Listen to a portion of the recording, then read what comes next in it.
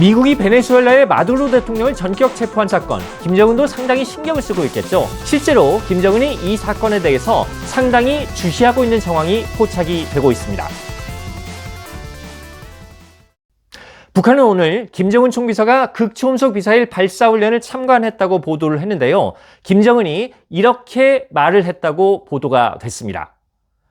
이 같은 활동은 명백히 핵전쟁 억제력을 점진적으로 고도화하자는 데 있다. 그것이 왜 필요한가는 최근의 지정학적 위기와 다단한 국제적 사변들이 설명해주고 있다. 자, 여기서 지정학적 위기는 미국의 전략자산 전개라든가 한미훈련 같은 북한이 그동안 반발해오던 사안들을 의미하는 걸로 보이는데요. 여기서 이제 다단한 국제적 사변이 베네수엘라 사태를 염두에 둔 걸로 보입니다. 김정은도 이 사건을 굉장히 주시하고 있다는 뜻이죠. 사실 어제 극초음속 미사일 발사는 베네수엘라 사태를 염두에 뒀다기보다는 한중 정상회담을 위해서 이재명 대통령이 중국에 가는 걸 염두에 뒀을 가능성이 높습니다. 해당 부대에는 명령이 직전에 내려갔을지 몰라도 김정은은 이 사전에 훈련을 기획했을 것이기 때문에 한중 정상회담에서 한중 정상이 이 북한 비핵화 문제를 논의하는 걸 막고 북한 비핵화는 더 이상 물 건너갔다, 안 된다라는 메시지를 주기 위해서 훈련을 기획했을 가능성이 높은데요. 그 전날 오후부터 베네수엘라 사태가 발생을 하다 보니까 김정은도 밤새 이 뉴스를 지켜봤을 것이고 여기서 느낀 심정이 훈련 현장에서 표출이 된 것 같습니다. 북한은 어제 조선중앙통신을 통해서는 미국의 불량배적이며 야수적인 본성을 다시 한번 뚜렷이 확인할 수 있게 하는 또 하나의 사례라면서 미국을 비난을 했습니다. 그런데 또 한 가지 주시해 볼 부분은요, 북한이 이 베네수엘라 사태를 일반 주민들에게는 알리지 않고 있다는 겁니다. 앞서 말씀드린 조선중앙통신을 통한 비난, 이 부분은 조선중앙통신이 일반 주민들이 볼 수 없는 대외용 매체입니다. 즉 조선중앙통신을 보려면 인터넷에 접속을 해야 되는데 북한 일반 주민들은 인터넷에 접속할 수가 없기 때문에 조선중앙통신을 볼 수가 없습니다. 북한 주민들이 볼 수 있는 매체는 노동신문인데 노동신문에는 지금 김정은이 얘기한 다단한 국제사변 이런 정도만 보도가 됐기 때문에 북한 주민들은 베네수엘라에서 어떤 일이 벌어졌는지 지금 알기가 어렵습니다. 이렇게 말씀드리면 노동신문은 통상 국제 소식을 보도하지 않는 거 아니냐 이렇게 생각하실 수도 있는데 그런 건 아닙니다. 노동신문도 보통 6면에 단편적인 국제 소식들을 보도를 하고 있는데요. 베네수엘라 사태 이후에 발행된 어제자와 오늘자, 즉 4일자와 5일자 노동신문을 보니까요. 국제 소식이 이런 것들이 보도가 됐습니다. 이스라엘이 지난해 중동 지역에서 무차별적인 군사 공격을 했다. 이란 외무상이 미국의 내정간섭 책동을 배격했다. 오스트레일리아에서 칼부림 범죄가 발생했다. 이런 류의 단편적인 국제 소식들이 보도가 됐고요. 제가 개수를 세보니까 4일자에 9건, 5일자에 11건의 국제 소식 보도가 있었습니다. 그런데도 불구하고 지금 베네수엘라 사태에 대해서 이런 방구 언급이 없다는 건 북한이 의도적으로 베네수엘라 사태를 감추고 있다. 일반 주민들에게 말이죠. 이렇게 볼 수가 있습니다. 그렇다면 북한은 왜 일반 주민들에게 베네수엘라 사태에 대해서 보도를 하고 있지 않을까요? 다른 나라 지도자 얘기긴 하지만 최고 지도자가 체포가 돼서 권력을 잃었다. 이런 건 북한이 일반 주민들에게 보도하기 상당히 부담스러운 일입니다. 북한에서 최고 지도자는 절대 존엄, 아무도 건드릴 수 없는 신성 불가침이잖아요. 그런데 최고 지도자가 권력을 잃을 수도 있다. 이거는 주민들에게 전달하기 좀 부담스러운 거죠. 북한이 최고 지도자의 실각에 대해서 굉장히 조심스럽게 보도한 사례는 예전에도 있었습니다. 단적으로 윤석열 전 대통령 탄핵 당시에 북한이 이 탄핵 관련 보도를 상당히 절제되고 조심스럽게 했습니다.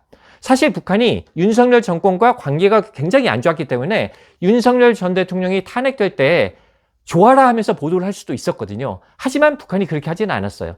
이건 남한에서 일어난 일이지만 최고 지도자도 국민의 뜻을 거스르면 권력을 잃을 수도 있다. 이런 보도를 하는 게 북한으로서는 상당히 조심스러웠던 거죠. 이런 맥락에서 북한이 베네수엘라 사태를 아직 일반 주민들에게는 알리지 않고 있다고 봐야 될 것 같고요. 언젠가는 전하긴 전할 텐데 어떤 식으로 전할지도 우리가 좀 지켜볼 포인트이긴 합니다. 다음으로는 베네수엘라 사태가 향후 북미 대화에 미칠 영향 간단히 짚어보겠습니다. 일단 김정은 입장에서 보면 미군이 다른 나라의 영토까지 들어가서 최고 지도자를 체포해가는 걸 목격을 했기 때문에 이게 군사력을 소홀히 하면 안 된다. 어떻게든지 핵무력을 증강시켜야 된다는 결심을 더 다지게 됐겠죠. 북한의 핵 포기는 더 어려워졌다고 봐야 될 것 같고요. 그렇다고 해서 북한이 미국과의 대화를 완전히 거부할 거냐, 이 부분은 좀 조심스럽게 관찰할 필요가 있습니다. 일단 김정은 입장에서 보면 트럼프라는 사람이 정말 무지막지한 사람이다라는 걸 인식을 했을 거기 때문에 미국과의 관계를 좀 관리할 필요가 있지 않느냐, 이런 생각을 할 수가 있습니다. 그러니까 미국과 본질적인 관계에서는 안 되더라도 일정 정도 대화를 하면서 북미 관계를 관리할 필요가 있다, 이렇게 생각할 수도 있고요. 또 한 가지 포인트는요. 올해가 지나가면 트럼프 대통령이 내년부터는 임기 후반부에 접어들게 됩니다.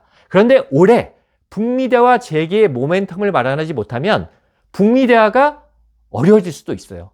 그렇다면 북한은 호재로 생각하는 트럼프 집권 2기에 북미 대화를 아예 안 할 거냐라는 고민을 할 수밖에 없거든요. 그렇다면 조만간 있을 9차 당대회 이후에 북미 대화에 대해서 어떻게 북한이 판단하고 나올지, 이 부분은 여전히 열어놓고 봐야 될 것 같습니다.